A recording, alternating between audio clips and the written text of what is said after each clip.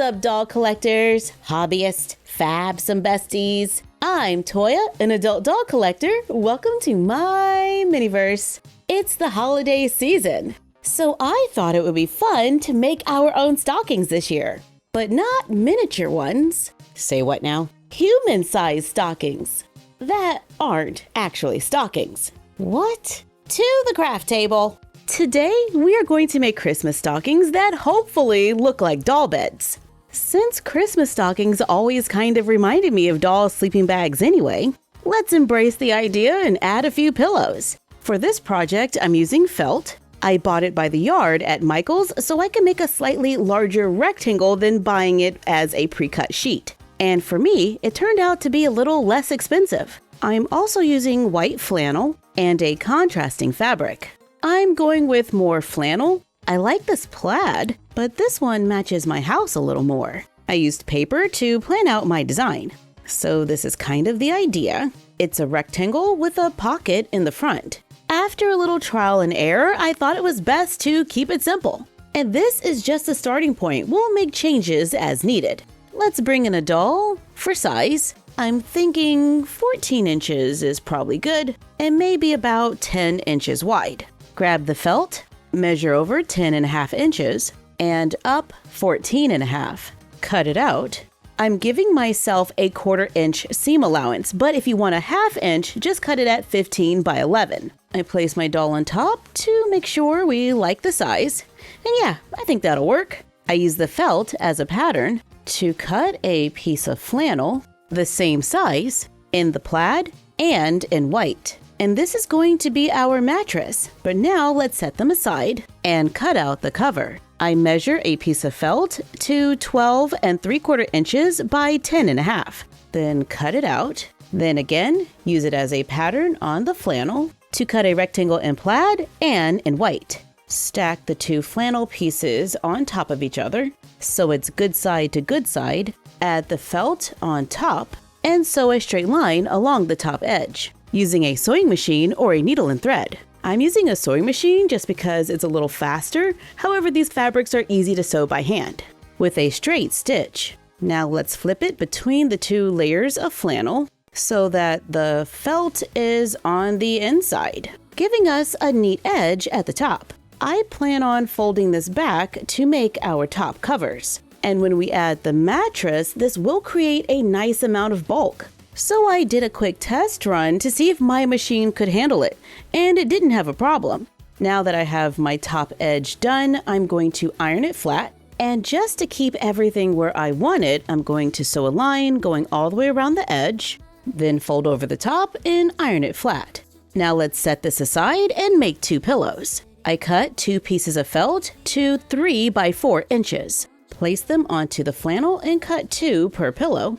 And now we have enough to make 2 white pillows. But if we want to add a little something extra, then we can take a scrap of the plaid fabric, cut a 1-inch piece, fold over one side 1/4 inch, iron it flat, take the raw edge and place it on the end of the flannel, sew a straight line next to the folded edge. You can repeat for both sides, but I'm only going to worry about the front. Place the other piece of flannel on top and place the felt underneath. Sew completely around the edge with a straight stitch. Then I separate between the 2 layers of the flannel, cut a small slit, cut the corners, then flip it inside out through the opening that we cut, push out those corners, add a little pillow stuffing or fluff if you like, then do a quick stitch to close the opening or glue it since it won't be visible.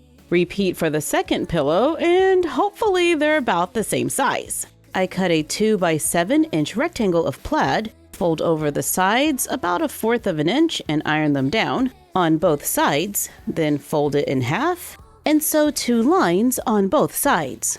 And this is going to make our little hook at the top. Now we have everything we need to put our stocking together. Air quotes, because you know, it's a bed. Let's take the pieces we cut for the mattress and we're going to need the white flannel. Take the covers and lay them on top, lining up those edges. Then take the other piece of flannel and place it on top of that. so the good side is facing down. I know this flannel looks the same on both sides, but yeah, good side facing down. Then place the other piece of felt on top. I use a few pins to help hold it all together. Then we just have to sew going all the way around the edge, using a straight stitch, going slowly over the bulky areas with about 1/4 of an inch seam allowance, leaving an opening at the top so we can flip it inside out. I'm going to flip it between the 2 layers of flannel to make like an oversized sleeping bag. I think it looks pretty clean all the way around. We just have to close up the top. But before we do, let's take the strip that we made earlier, and I'm going to sew it upside down onto the back right at the top, using a straight stitch. Then flip it up and tuck the ends inside, match it up to make a straight line, and use pins to hold it in place. Then I use a needle and thread to sew the opening closed, so we will be able to hang our stocking. Let's place a doll inside to see how it works. All right, we'll put her arm over the edge there and then hold it up. Oh, she's leaning forward a lot. So let's take a little piece of scrap fabric, fold over the edges, then fold it in half and sew along the sides to make a strap that we can sew or glue inside. I'm just stitching it down with a needle and thread to make a belt to help hold the doll in place. And she still leans forward a little, but it's definitely better. If we just place her arms on the outside, yeah, that's definitely better. Then just glue or sew on the pillows, and we've got our little bed stocking. And I wonder if it would be a little better if we added 2 loops on the ends rather than 1 in the center. So let's try again. This time I'm using this blue flannel because it matches my house and I want my holiday decorations to match my current color palette. I made the covers just like before, but this time, instead of doing a straight stitch along the edge, I did a zigzag. Let's place the covers on our little mattress. I made 2 straps for the loops at the top, and we're going to go ahead and pin them upside down at the top right now. The layer of felt is underneath, and I place the flannel on top. Sew around the edge, leaving an opening so we can flip it inside out between the layers of flannel, just past the loops. Sew the opening closed, then add the pillows. I already stitched in the little doll belt, and it's ready to hang up. She is staying in there pretty good. It definitely feels more stable, but now we will need 2 stocking hooks instead of 1. But I love that this is not just a stocking. It's also a doll bed that we can use when we need a quick photo. And it's soft, so it's easy to store.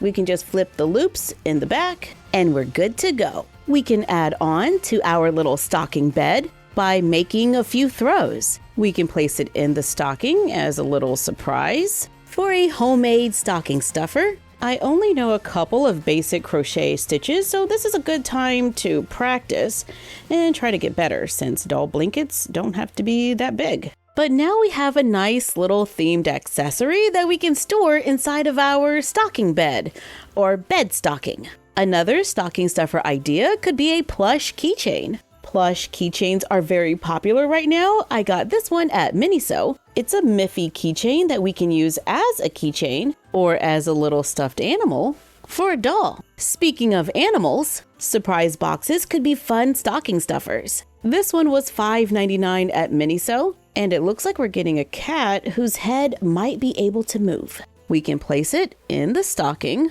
and when it is opened, we get a cat for our scene. Looks like we got Cat 2, who looks like a decent size for the dolls, and it can lay under the covers with its little arms crossed, and the head can turn from side to side. Dollar Tree had a few Barbie surprise bags for less than $2. We saw these years ago, and it looks like there might be a couple new figures. It can fit into our stocking, and inside we find a miniature figure that we can use as a doll for dolls. It's less than 2 inches tall, is a stationary figure, but looks like a good size for the dolls. And of course, there's Mini Barbie Land. They have a new series out with little makeup compacts, but I like the packaging for cutie reveals because they look like the real packaging, only smaller. We should probably see which one this is. And it's the turquoise bear with pink hair. And we get a teeny tiny bear as well. Y'all, I used some scraps to make the tiniest little stocking bed. I only used one piece of felt on the back, and now let's see if we can flip this inside out. Oh my goodness. And I said I wasn't going to make a miniature stocking, but here we are. So the top closed. I glue flannel around a scrap of felt and add a thin piece of ribbon to make a pillow. Glue a loop of ribbon to the back, glue the pillow on the front. I'm making the little blanket, and we're just going to say this is chunky yarn to make a chunky blanket to go across our miniature stocking bed. That might be a little large for mini Barbie Land, so I remade it, and this time I think it's a tiny bit smaller. Plus, I wasn't really in love with the blanket. I thought it was too much. But now the dolls have a mini stocking to match their stocking that we can place on a box in a doll room for an instant scene. Cozy. This stocking could be a fun gift for the doll enthusiast in your life if you're feeling a little crafty. Thank you for joining us while we made a stocking that can double as a doll bed. Like, comment, share, and subscribe.